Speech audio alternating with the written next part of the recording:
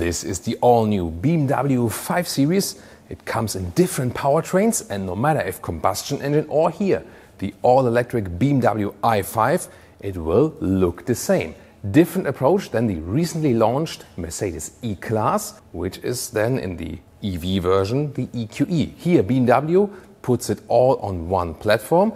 It has pros and cons. We'll discuss it here with Thomas and Autogefühl in 4K, full screen, full length. Let's go here with the i5 M60, the sporty version of the all-electric one. And it features the M Sport package and also the M Sport Package Pro. That also gives you the black double kidney here, which also is coming here in this illumination, the iconic glow. That's an option. Pretty spectacular, isn't it?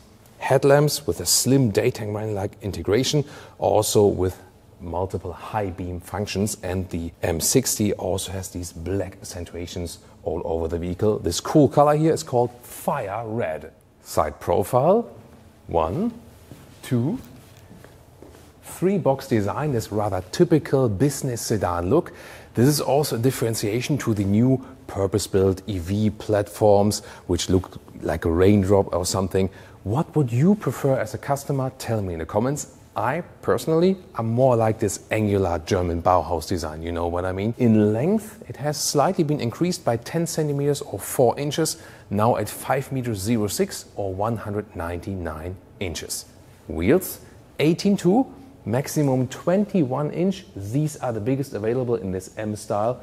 Wow, this looks pretty amazing, right? And it also features here the red brake calipers with the special M brake, has a little bit more performance. This vehicle here is also featured with the optional carbon package. Then you also get these carbon fiber elements, for example, at the side mirrors. Suspension and rear axle steering comes in an optional package. So that means you have a base suspension, you have a fixed M suspension for stiffer driving, if you like that. And then optionally you have the adaptive dampers, which are in combination with rear axle steering. Rear wheels turn in the opposite direction, the front wheels up to 2.5 degrees. And then you can also get this adaptive suspension in an M setup for a little bit stiffer riding. And you know you get the best briefing here at Autogefühl.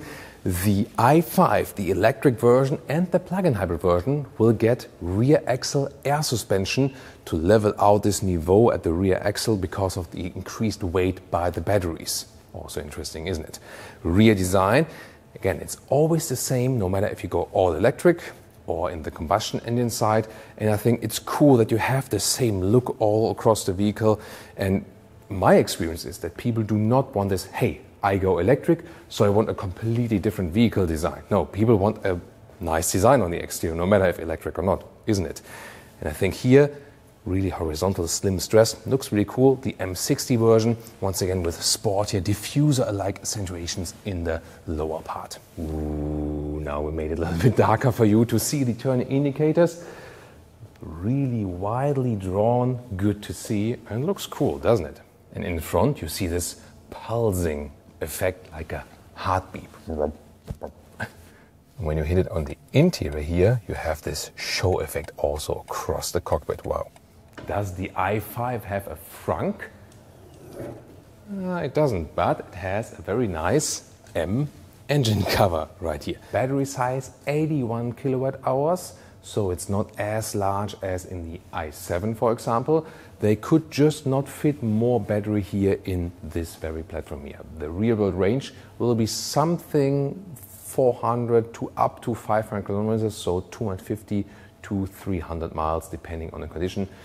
Preconditioning of the battery is included, the preheating, independent preheating, and also the heat pump all comes as standard equipment. Here the electric version, either as rear-wheel drive as an entry version or all-wheel drive models, also counts for the M60, and that is then the quickest overall, 3.8 seconds to 100 kilometers an hour or 62 miles an hour. Plug-in hybrid, 4 or 6-cylinder petrol as base, also pure 4 or 6-cylinder petrol engines, as we know from BMW, just that the 6-cylinder petrol engine will not be available in the EU. Diesel side, also 4 and 6 cylinders. And probably a V8 plug-in hybrid for the M5. Recharging for the i5, 11 or 22 kilowatt AC, 205 kilowatt DC, and that means a quick charging from 10 to 80% state of charge in around 30 minutes. And if you want more information on the combustion engines and the hybrid, we have a full engine lineup in our pinned comment. Check it out. And now the rain outside stopped just for a second. We clean this vehicle here outside now, so you get an outside perspective of the lines, the silhouette of the vehicle. What do you think about the design of the new 5 Series? Tell me in the comments. And here we have a different color for you in Brooklyn Gray. It's one of my favorite colors. I really love it. Pretty cool, isn't it? This one does feature the M Sport package, but not the M Sport package Pro. And that means here the outer frame around the kidney is bright, or say this matte silver look. They can also even better see these vertical fins. We also have the illumination here. Overall, I think I like it better in this spec here with the bright kidney and maybe also a brighter color, but the red wasn't also too bad, right? Wheels here, we have also the 21-inch wheels, so massive styling. And in this side profile, this brighter color also gives you a better perspective of how the shape of the vehicle is. These dark frames around the window, by the way, you do not have to go for them. You can also depict them that you have a bright frame around. And another rear perspective here of the i5 eDrive 40 rear-wheel drive electric version, Brooklyn Gray, and the M Sport package, once again with the black accentuations. But if this would be a combustion engine, it would look the same. The rear-wheel drive version of the i5, by the way, 6 seconds is the acceleration figure here, and top speed 190 kilometers an hour or 120 miles an hour. And the M60 i5 is even 230 kilometers an hour top speed, so that's 140 miles an hour. And this one here in Sophisto Gray without the M Sport pack. So this would be a base 5 Series. In this case, it's also the plug-in hybrid.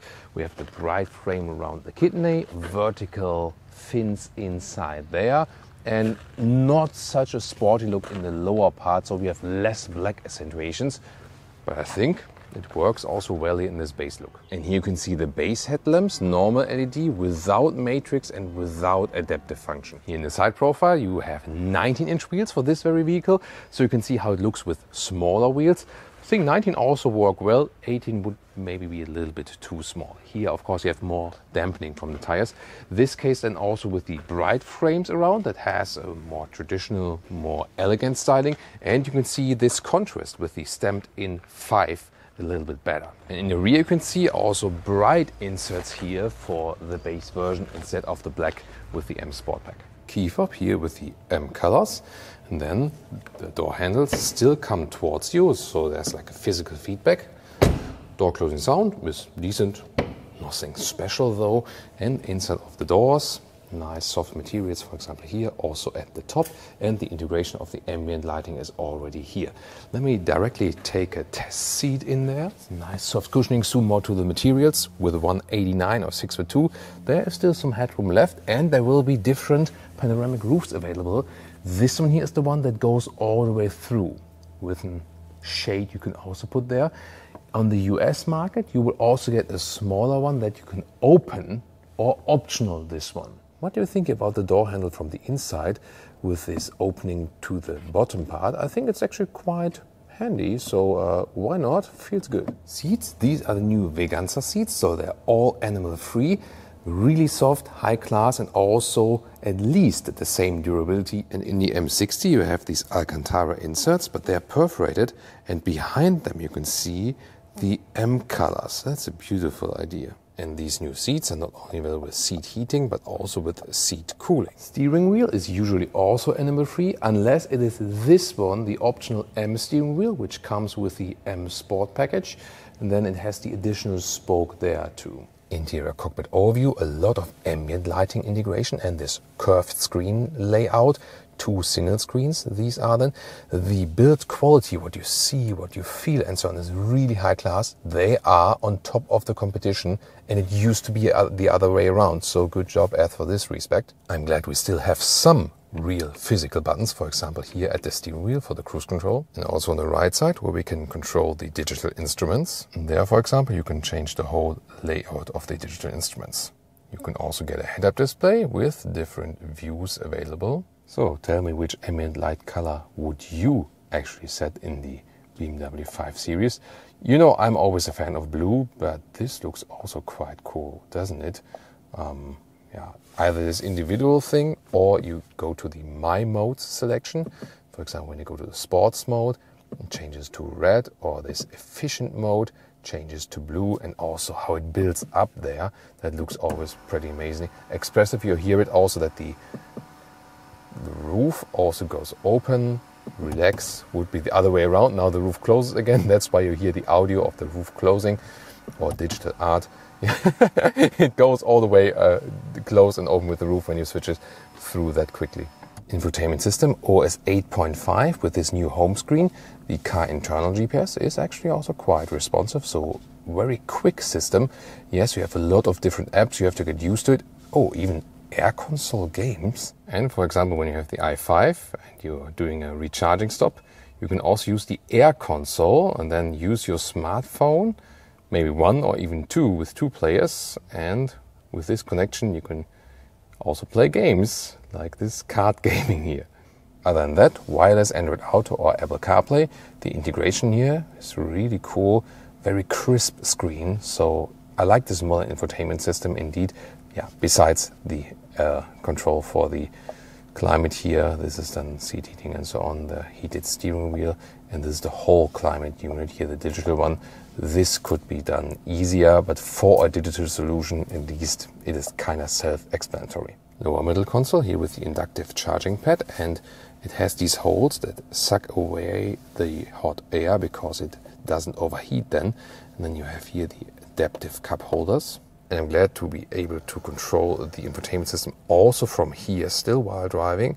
This crystalline effect, however, is an option I would not go for because it can blind you while driving.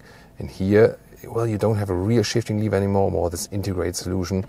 It is clear and small, but doesn't convey so much sportiness. And finally, this split opening of the armrest. And talking about luxury functions, it does even feature a rear sunshade. Rear seating area still has this middle tunnel, also because of the platform share, and the i5 uses this then for batteries. Rear climate unit is now digital like this. Here the vent strings, that's a little bit too complicated, I think, where you have to press there. And testing the seats in the rear, by the way, you have this shade here, manual shade for the rear passengers, like this. And then the wheelbase has been increased slightly, and you have these very nice recesses here for the back part of the seats, so there is actually decent legroom also when I'm driving as a tall driver. These are iPad holders here, good solution with USB-C charging, and headroom in the rear. There's still some left here with 189 or 6'2". Overall, quite decent comfort for the rear passengers, so this is also a step forward. Funny, by the way, this additional oh, the small shade here for the rear for the secondary window. Trunk or boot area, 520 liters for all versions except the i5 here at 490 liters. A small compromise.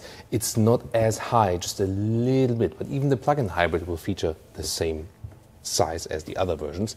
Here the length is decent, 1 meters 10 or 43 inches. Limitation a little bit in the width with about 90 centimeters or 35 inches. And the height here for the i5, 45 centimeters or 18 inches, a little bit higher than for the other versions. You can see you have a 2/3, 1/3 split. You can release the seats from here and then fold them. And underneath we have a storage, for example, also for charging cables. Second interior for today with the Veganza seats in brown. Different colors are available and always with that perforation. And here we can also see in this different interior trim. Here we have a bright aluminum style that looks quite cool, also with a structure, and overall it looks then a little bit brighter on the interior.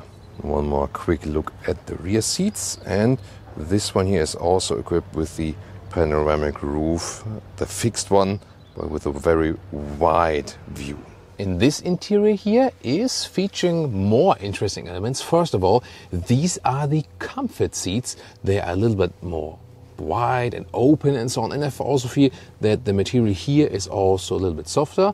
These one also the Veganza seats. And when you don't go for the M Sportpack, then you also have the base steering wheel. This has no spoke in the lower part. We know the steering wheel from the BMW iX, and this one then is also a vegan material, and it's really soft. Actually a very nice grip, so that will also be possible. And we also have matte wood as decor element. And one more look at the bright rear seats. I think here in this ivory styling for the Veganza seats looks even cooler, doesn't it? Really nice, by the way, where we have these stamped in 5 logos here all over the vehicle. For example, also at the B pillars from the inside here. There are, for example, exterior paints available, the matte ones that do not include raw oil. They are working with bio oil, basically. You know, at home is a good argument. Yeah, honey, we have to go for the cool matte paint because of sustainability and so on. You know, yeah. And of course, about the interior, not using animal skin on the interior saves 85% of CO2e emissions. So for the interior part, it's the biggest thing you can do for the profit of humans, animals, and the environment. And what do I think? Well, I think it's first of all really good that they did not go for the iX or 7 Series Beaver mono kidney, but still a rather traditional look, and also quite cool with the illumination there. This overall more 3-box design works very well to me. I think more beautiful than this, hey, I'm an electric vehicle look, you know.